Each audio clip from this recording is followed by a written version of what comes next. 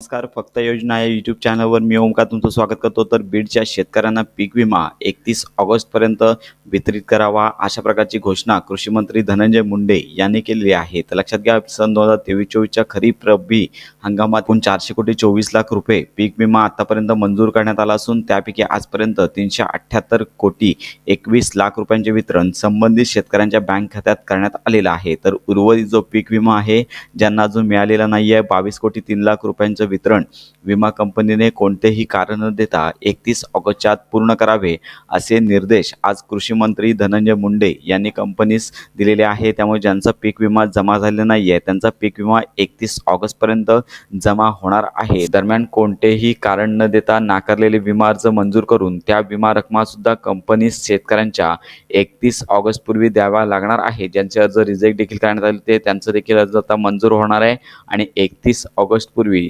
सदरचा पीक विमा ज्या लाभार्थ्यांच्या आधार संलग्न बँक खात्यामध्ये जमा होणार आहे. त्यामुळे ही महत्त्वाची माहिती इतरांपर्यंत नक्की शेअर करा.